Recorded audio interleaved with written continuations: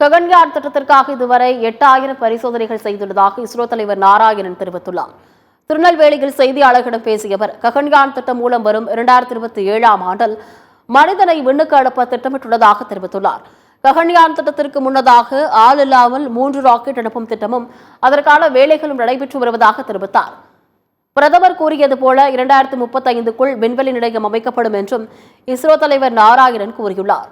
2027 தொடக்கத்தில் குலசேகரப்பட்டினத்திலிருந்து ராக்கெட் ஏவப்படும் என்றும் தெரிவித்துள்ளார்.